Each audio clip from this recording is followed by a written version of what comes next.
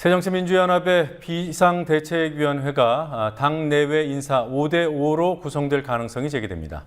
박영선 비대위원장은 비대위 구성 시점을 8월 20일쯤으로 예상했습니다. 민주연합은 정의당과의 합당 가능성도 열어뒀습니다. 정부 여당은 국정 운영에 악재가 될 만한 사건들을 자체 정리하는 쪽으로 대응하고 있습니다. 윤일병 사망 사건과 관련해 김무성 새누리당 대표의 호통이 나온 다음 날 국방장관이 대국민 사과를 한 데 이어서 대통령의 일벌백계 발언이 나온 오늘은 육군 참모총장이 옷을 벗었습니다. 경찰청장도 유병헌 씨 수사 책임을 지고 사퇴했습니다. 정치권 취재하고 있는 PD 연결해서 알아보죠. 노지민 PD. 네, 노지민입니다. 네, 새정치민주연합 비대위 구성 시점이 보름 정도 남은 셈인데요. 그동안 당내외 인사 5대5 구성 가능할지 모르겠습니다. 아무튼 오늘 나온 무민무당이라는 말, 돌파구를 당 밖에서 찾겠다는 그런 뜻으로 보입니다. 네, 박영선 비대위원장은 당이 없으면 개인도 없다는 무당무사와 더불어 무민무당, 즉 국민이 없으면 당도 없다는 정신을 강조하며 가칭 국민공감혁신위를 구성하겠다고 밝혔습니다. 당이 없으면 나도 없다는 무당무사의 정신에 무민무당, 국민이 없으면 당도 없다는 정신으로 임하겠습니다. 당의 전면적 혁신과 재건을 담당할 비상대책위원회의 명칭은 가칭 국민공감혁신위원회로 출발하겠습니다. 비대위가 구성되는 시점에 관해선 서두르지 않겠다며 보름 정도 뒤인 8월 20일쯤을 예상하고 있다고 말했습니다. 또 정의당과의 합당 가능성이 있냐는 질문에는 열린 마음으로 생각해보겠다고 답해 가능성을 열어뒀습니다. 박 위원장은 비대위의 규모나 외부 인사의 참여 비율도 정해지지 않았다고 밝혔는데요. 민주연합의 한 의원은 당내외 인사 비율을 반반으로 하자는 내부 의견이 많다고 전했습니다. 위기의 야당을 진단하고 새로운 방향을 제시하는 말들이 많이 나오더군요. 오늘 토론회도 열렸던데요. 어떤 제안들이 나왔습니까? 네, 야당으로서의 정체성, 즉 야성 회복과 개파 청산이 이뤄져야 한다는 지적이 이어졌습니다.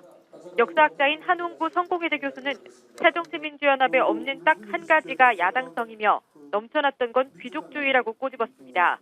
또한 행동하지 않는 양심은 악이라는 김대중 전 대통령의 정신을 되찾아야 한다고 강조했습니다.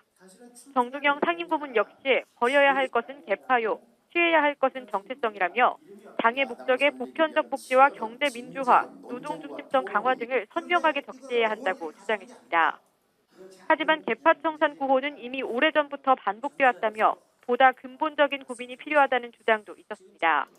유종일 K다이 교수는 성향에 대한 논쟁에 앞서 일관성부터 가져야 한다고 일침을 놨고 박상훈 후마니타스 대표의 경우 민주연합의 지향점부터 규정해야 한다고 강조했습니다. 여권이 윤일병 사망 사건에 대해서 야당보다 더 적극적으로 대처해서 정국을 바꾸려 한다. 어제 전해드린 내용입니다. 박근혜 대통령의 휴가 후 첫 일성도 그 얘기였더군요. 네, 박근혜 대통령은 휴가 후 처음 주재한 국무회의에서 논란이 되고 있는 사안들에 대한 책임자 처벌을 강조하는 한편 경제 활성화를 위한 국회의 협조를 촉구했습니다. 박 대통령은 우선 윤일병 사망 사건에 대해 있어서는 안 될 사고가 반복되는 것 역시 과거부터 지속돼온 뿌리 깊은 적폐라며 국가 혁신 차원에서 반드시 바로잡아야 한다고 강조했습니다. 그러면서 박 대통령은 가해자와 방조자 모두 일벌백계로 처벌해야 한다고 단호한 태도를 보였습니다. 그간 말을 아껴온 유병헌 씨의 수사 문제에 대해서도 전 과정을 철저히 수사하고 책임질 사람은 반드시 그 책임을 져야 할 것이라고 말했습니다. 대통령의 이 같은 발언이 있고 나서 권우성 육군 참모총장과 이성환 경찰청장이 사의를 표명했습니다. 한편 박 대통령은 안전을 포함한 국가 혁신과 경제 활성화는 국회의 입법 뒷받침이 함께해야만 가능하다며 정부가 추진하는 법안들이 국회에 계류돼 있는 상황을 비판하고 정부와 국회 모두 법안 통과에 노력을 기울여야 한다고 강조했습니다. 하지만 여야 간 공방으로 세월호 특별법 제정이 차일피일 미뤄지고 있는 상황에 대해서는 별다른 언급을 하지 않았습니다. 자, 여권에서는 세월호 문제에 확실히 입장을 정리한 건지 모르겠습니다. 네, 새누리당 의원들은 오전 원내대책회의에서 세월호에 관한 야당의 요구안은 수용할 수 없다고 입을 모았습니다. 특히 이완구 원내대표는 세월호 참사 당일 박 대통령의 행적을 밝히라는 요구는 받아들일 수 없다면서 북한의 대남 위협을 거론했습니다. 지금 북에서는 며칠 전에 백악관과 청와대를 겨냥해서 공격을 하겠다는 그런 그 발언도 나오는 이런 영국의 한 국가의 우리 동주권자 혹은 국가 원수의 동선을 7시간 서상하게 전부 다 밝혀서 증언을 듣겠다는 얘기를 이걸 국민이나 우리가 어떻게 받아들여야 되나 그런 어려운 문제가 있기 때문에 참으로 참 고통스럽습니다. 조금 말씀을 드리도록 하겠습니다. 이완구 원내대표는 세월호 특별법에 대해서도 특별법 때문에 정부조직법을 비롯한 법안들이 계류되고 있다며 하루하루 고통스럽고 잠이 오지 않는다고 말했습니다.